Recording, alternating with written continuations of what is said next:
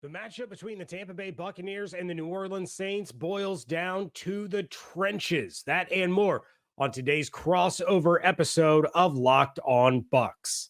Your daily Tampa Bay Buccaneers podcast, part of the Locked On Podcast Network, your team every day.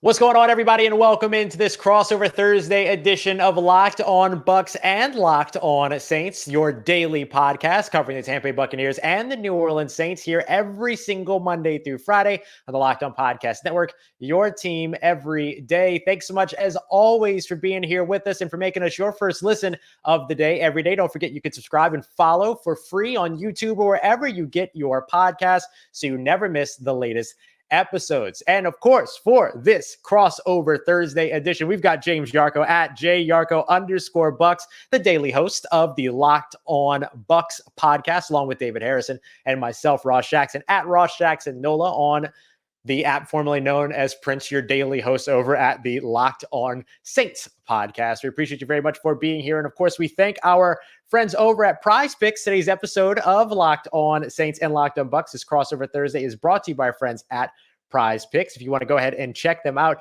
you can head over to prizepicks.com and use / Locked On NFL, or use the promo code in all lowercase Locked On NFL for a first deposit match up to $100. James, very excited to be here with you, man. This is going to be a lot of fun. It is. It's been a long time since you and I did a crossover together. I know. It's been a minute. I'm glad that we get to knock it out. And of course, as we do every Thursday, we're going to give you the biggest needs for each team to get a win. We're going to take a look at the key matchups that can decide this game. And to kick it all off, the biggest story from each of these teams. And really, it comes down to health in maybe different ways for both of these teams, right, James? Oh, yeah, no doubt about it. The biggest story for the Buccaneers right now is the health, more specifically, the health on the defensive side of the ball. You know, there were a lot of people on Twitter. I'm sure a lot of your listeners and viewers were talking about it. Devin White in the first half gets a huge interception and kind of gimps his way out of bounds instead of just mowing over Jalen Hurts on his way to the end zone. And everyone's like, why is he giving up on the play? You know, he doesn't care, yada, yada, yada. Well, no, he was limited all week with a groin injury. Then he pops up with a foot injury this week. You got Vita Vea with a pectoral injury. Carlton Davis is dealing with a toe injury. Jamel Dean with a neck and shoulder. And even going back to Monday, speaking of Jamel Dean, he leaves the game with an injury. He gets replaced by D. Delaney. D. Delaney then leaves with an injury. Also leaves with an injury, yes. And is replaced by Derek Pitts, who is now on the injury report with a hamstring injury. Oh, so goodness gracious. And then you got rookies, Servassier Dennis, Kalijah Kancey, fantastic, likely not playing in this game. Kalijah Kancey with a calf injury that he suffered in training camp, re-aggravated in week 1. Bengals fans know what I'm talking about because they're watching Joe Burrow deal with the calf injury. And then Servassier Dennis, hamstring. So those guys are probably going to rest through the bye, not going to play in this one. But yeah, I mean, can the defensive side of the ball that has been so good all season long, get healthy for a huge divisional matchup? Yeah, and that's got huge implications for the New Orleans Saints, right? I mean, coming into this game, their biggest story is simple. Who's playing quarterback? I mean, I think we know who's playing quarterback, but we can appreciate, you know what I mean? But we can appreciate the gamesmanship of, hey, make them prepare for whatever kind of a thing. But like, we're fairly certain that this is going to be Jameis Winston versus Baker Mayfield for this game. Mm-hmm. But I think that regardless of who's playing quarterback for New Orleans, the injuries on the defensive side can change the game for that quarterback, whether it's Derek Carr, whether it's Jameis Winston. I think I would say like 95% at this point that it's going to be Jameis Winston, but we'll see what happens. This wouldn't be the first time that the New Orleans Saints played a quarterback coming off of an AC joint sprain on his throwing shoulder after not throwing throughout an entire week of practice. This is something they've done before, but that was Drew Brees, right? And to all respect to Derek Carr, he's not Drew Brees. No one is Drew Brees. You know what I mean? And so I think that you look at Derek Carr right now dealing with that shoulder injury, which is his arm. It's more about pain management than anything else. Seems like functionality, mobility, all that is okay. But then it just comes down to pain management.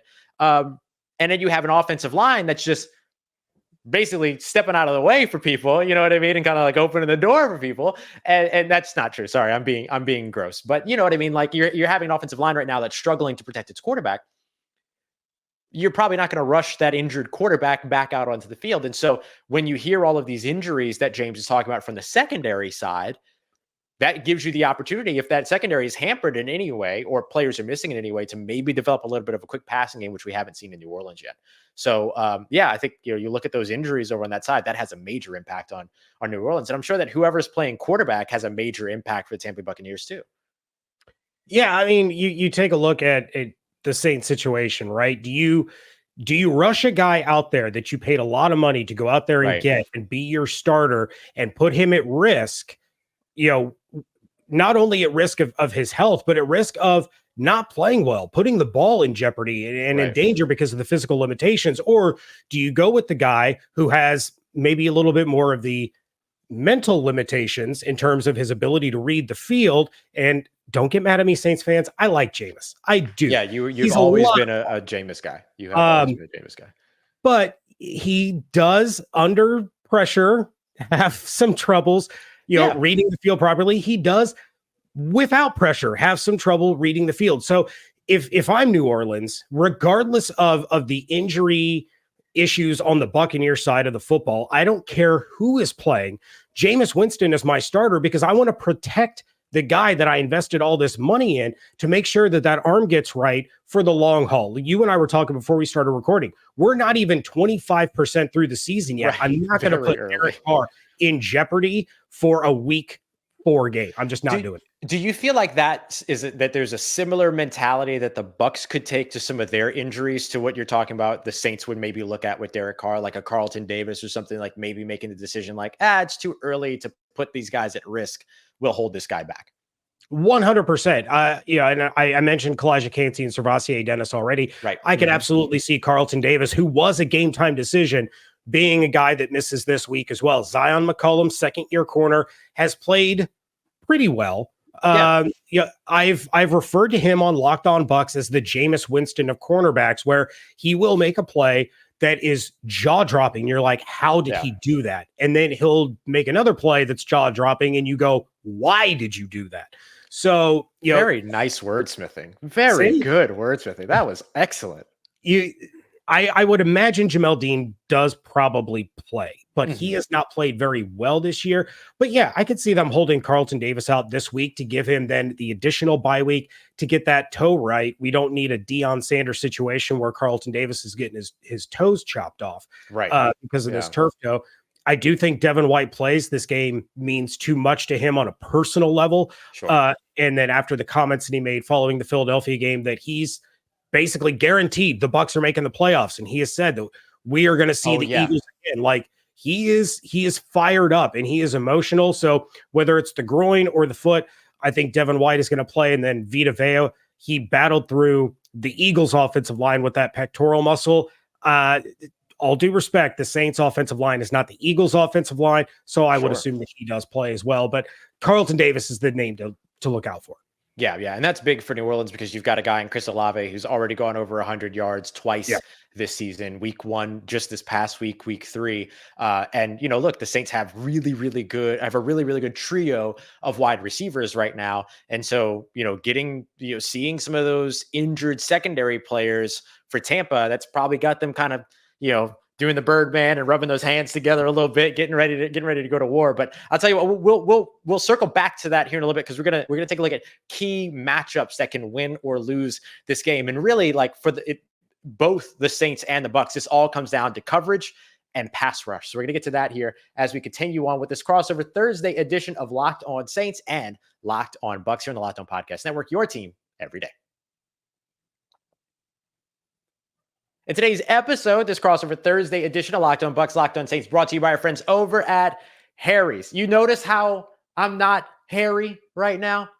When I'm trying to get unhairy, I turn to Harry's because I want to make sure that I'm getting the closest shave, whether it's the 8th shave, the 1st shave, the 20th shave, the 1st shave, doesn't matter. I want that quality. I want that good quality. And that's what I love about Harry's. I've been an exclusive Harry's razor guy for a long time, and you're about to be as well. Because let me tell you about the deal that they got going on right now. You get that starter set that's usually a $13 value, which is already mad affordable, right? $13. That gives you a 5-blade German engineered razor, weighted handle, foaming shave gel, and a travel cover. You get all that for $13 as it is. Well, not you. You get it for $3 by heading over to harrys.com/lockedonnfl. Get the best shave you've had yet this summer with Harry's razors and skincare products. Get that $13 starter set for just $3 by heading over to harrys.com/lockedonnfl. That's harrys.com/lockedonnfl right there for $3 starter set.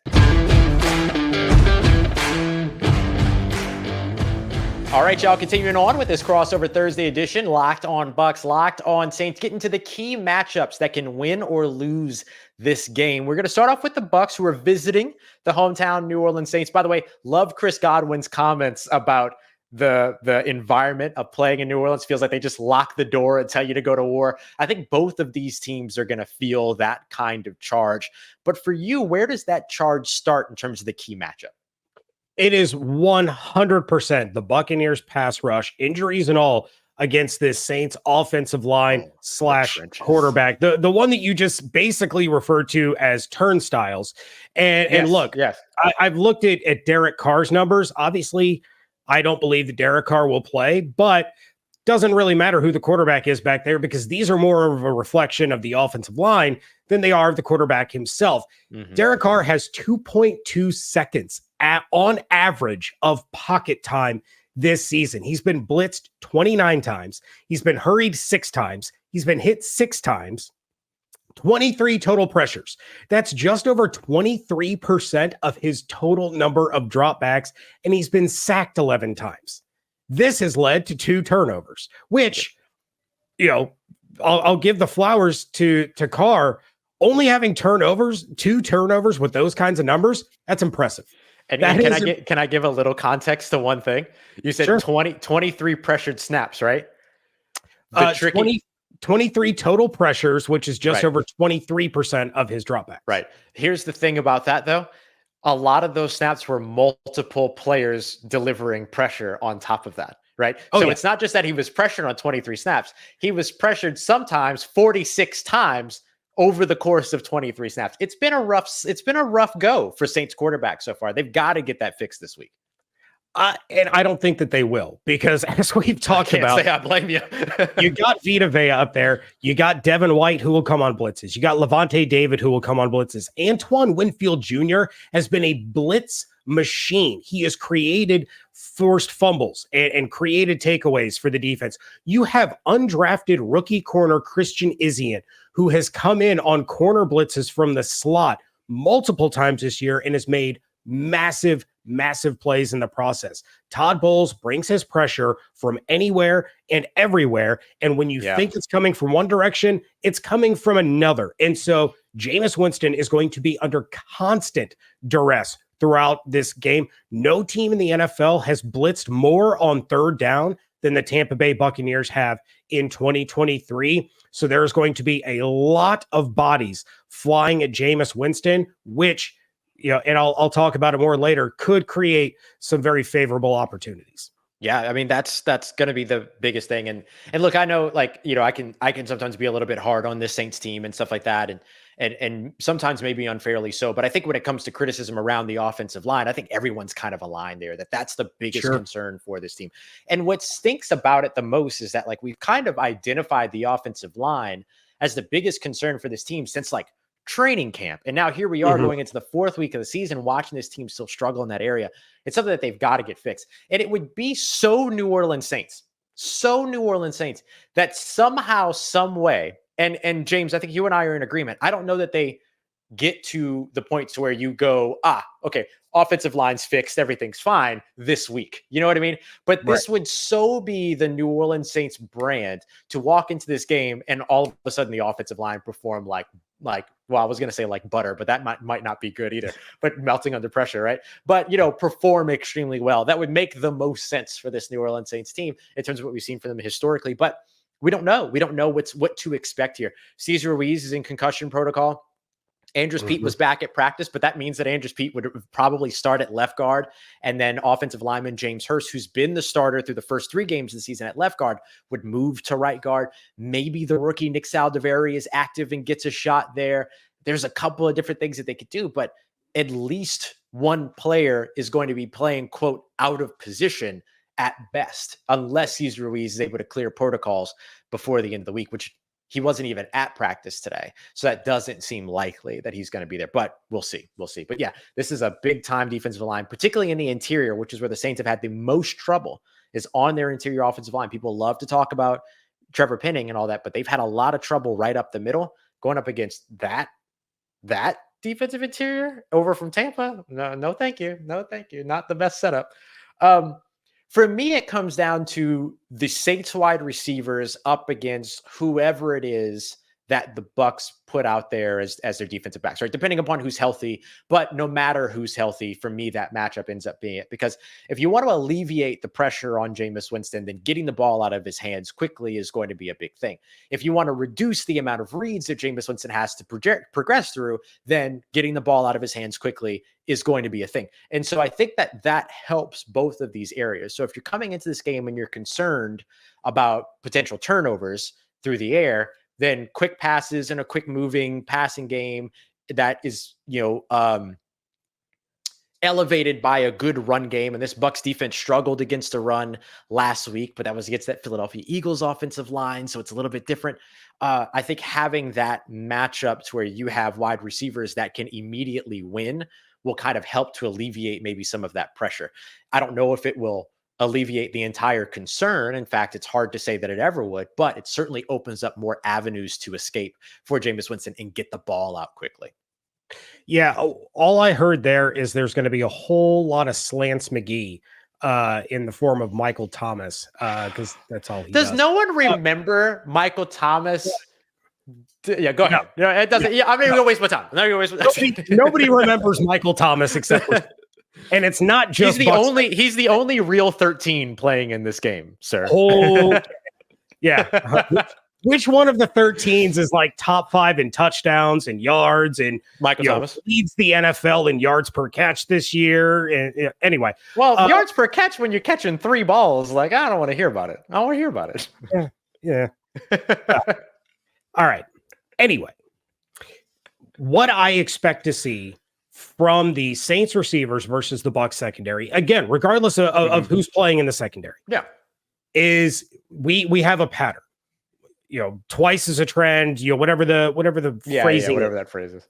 Week 1, Justin Jefferson, the number 1 wide receiver, 150 yards. Week 2, DJ Moore, the number 1 receiver, 104 yards. Week 3, AJ Brown, the number 1 receiver, 131 yards. Chris Olave is gonna get his. Oh, yeah. But what the Bucs have also done is they have really basically eliminated the other wide receivers throughout the game in terms of yardage. Jordan Addison got into the end zone. Oakley Zucchini, whatever his name was, that used to play for the Falcons, he got into the end zone for the Eagles. So I'm not saying that Michael Thomas wouldn't score or Shaheed wouldn't score, but it's the yardage is going to come from Chris Olave. The other big thing, which you didn't mention as part of the wide receivers, but I'm going to lump them in, the Bucs have struggled against the tight ends. Tight ends have a very, very high success rate against this Buccaneers defense in moving the sticks.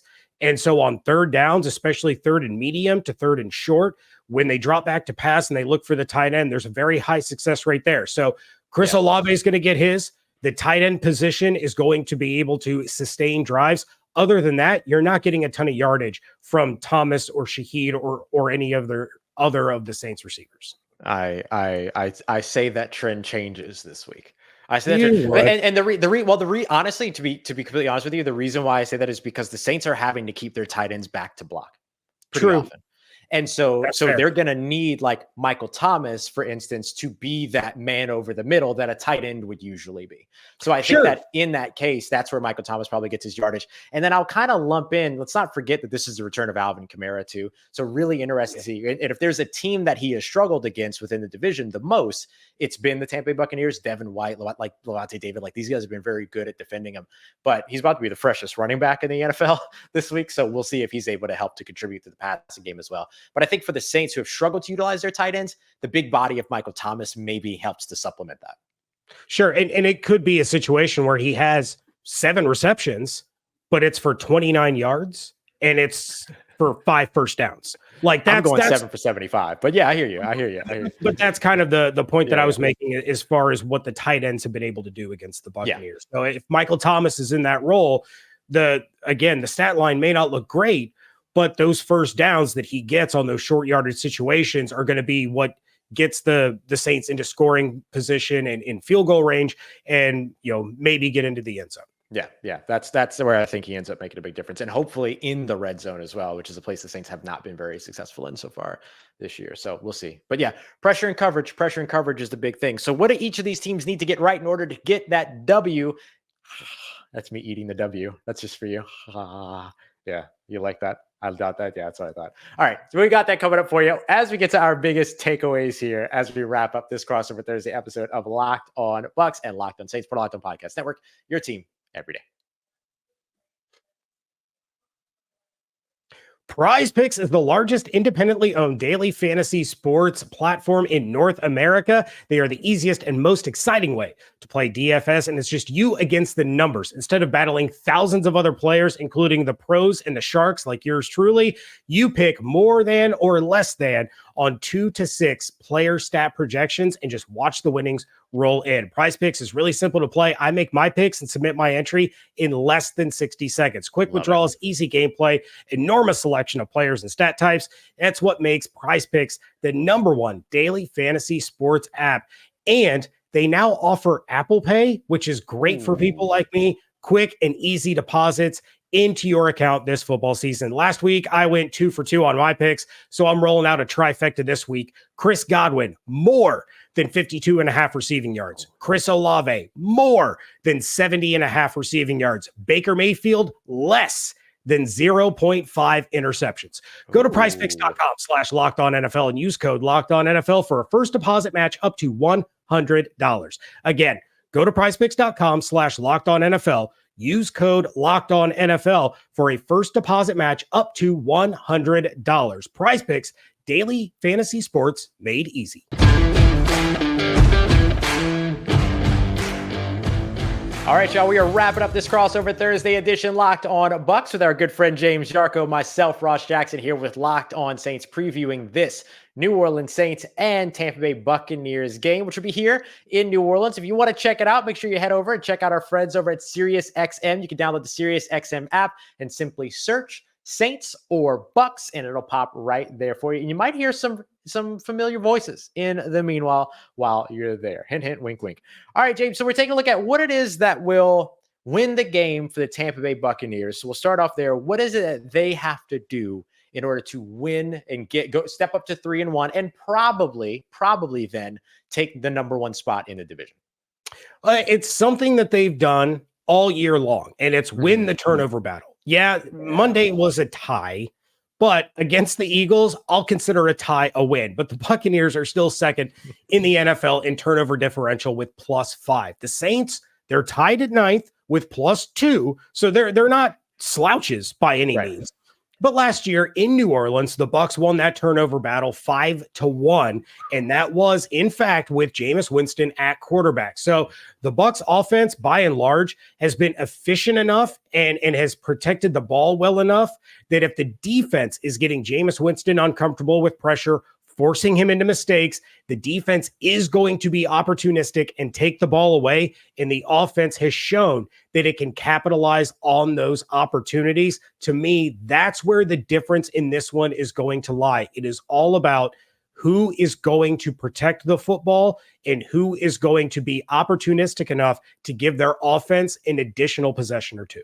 That's excellent. Yeah, I mean, that turnover battle is going to be huge in this one because probably I know the Saints are dealing with a quarterback injury, but they have a lot of injuries over on their defensive side of the football too, and a suspension in Marcus May. Both of these defenses are most impacted by injury. So both of these teams probably want the ball in their offenses more than anything, in their offense's hands more than anything else. So that turnover battle is absolutely huge. For the Saints, I think it's simple. I think it's actually doing something on the flip side that they haven't been able to do all season so far. And so if you're betting with a trend versus betting against a trend, you're probably happier on the former side than the latter side. But you got to protect the quarterback. I don't care who the quarterback is. I don't care if it's Derek Carr. I don't care if it's Jameis Winston. I don't care when it's Taysom Hill, because they're always going to mix Taysom Hill into that. I don't care if it's Jake Luton. Doesn't make a difference. I don't care if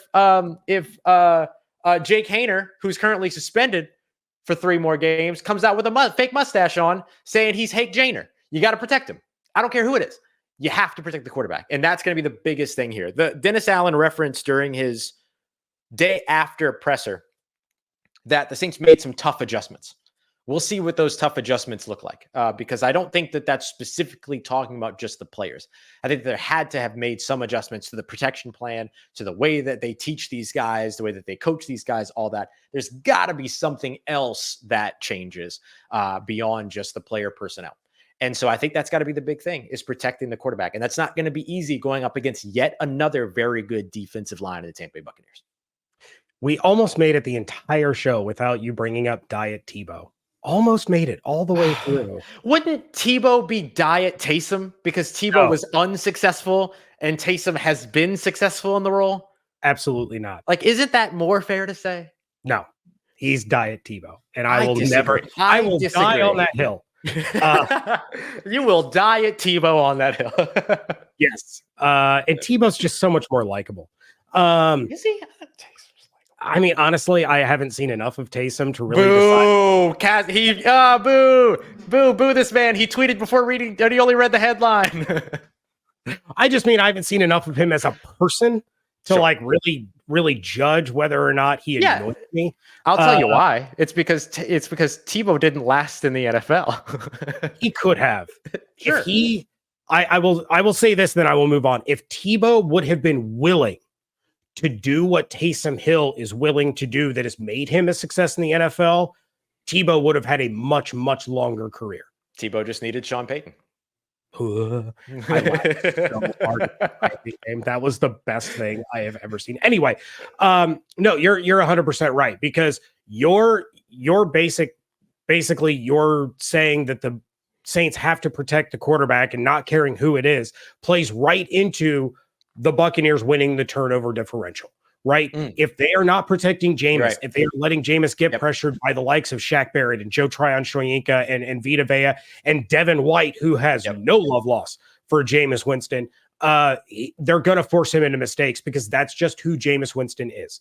And so if they can give him more than that 2.2 seconds of pocket time that they've given Derek Carr through 3 weeks, and you give Jameis the time to go through his progressions and to find his open man, he can sling it. Like, there's changes no everything. question. It changes his entire game. 100%. Sure. So basically everything that we've talked about are all like one in the same. Yep. It's just been the two sides of the pie for both of us. So no, I 100% get it.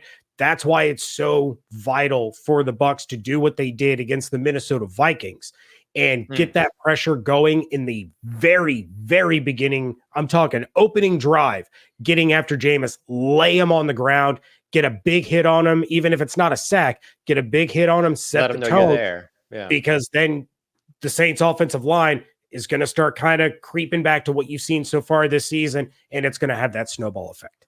Absolutely. Got to protect against that for sure. All right, let's wrap it up here with predictions. James, what's your prediction for this Tampa Bay Buccaneers at New Orleans Saints game? I will say the same thing that my buddy Evan Klosky said on my show on Wednesday. I'm not going to boo him. He booed me. I'm not going to boo him. I'm just saying. I reserve the right to change my mind based on this injury report, because sure. Yeah, 100%. If Devin's not going, if Vita's not going, if Carlton's not going, obviously this game is going to have a very different outcome. But right now, as I see it, the Buccaneers are a better football team on the field Sunday than the New Orleans Saints. I think with Derek Carr on the field, it's pretty much neck and neck, and one play can be the difference. With Jameis Winston under center, with what they're dealing with the offensive line, I think the Buccaneers overall are the better football team. It's going to be a close one. It's going to be an ugly one, but the Buccaneers are going to come out on top 20-17. Love it. I have this game as a close game as well. I tend to look at it the other way. Surprise, surprise. I look at the New Orleans Saints, even with Jameis Winston, as the better team here. So they should be able to get this win. But, look, said the same thing about the Packers last week. Oh, no, I didn't. I picked against the Saints when they were playing against Packers. Never mind.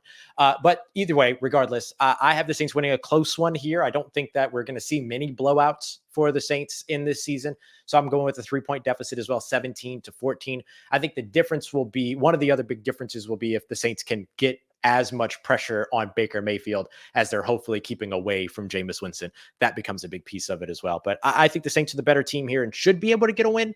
But it's all going to come down to who's healthy, who's out there, and what's happening. So we're pretty aligned in terms of how we look at it for both of these teams. And full disclosure, just so that your listeners don't think I'm being a major homer, David Harrison, my co-host, and I did a first quarter preview. I picked the Bucs to start 2-2. Starting 2-0, then losing to the Eagles, losing at New Orleans. I had them splitting this series. Yeah. To me, the quarterback is going to make all the difference in this one. And I still think it's going to be tight, but that is the biggest deciding factor for me. Absolutely. This, by the way, for both of our projections would mean that the Saints would move to 12 games in a row of allowing 20 or fewer points to opponents. So that would be big for them too. But doesn't mean anything if you can't win games. So that's going to be the biggest thing, is whoever gets the win here, if that's who gets the win. There's no moral victories. James, this was awesome. If you want more from James and you want to keep an eye on the Tampa Bay Buccaneers, make sure you're heading over to Locked On Bucs every single day. You can follow James on social media at @JYarcho_Bucs. Same thing with the Saints, Locked On Saints every single Monday through Friday. You can follow me at Ross Jackson Nola, Nola. We appreciate you very much for making us your first listen of the day, every day, to all you everydayers out there. And we will see you again here soon on Locked On Bucs and on Locked On Saints, part of Locked On Podcast Network, your team every day.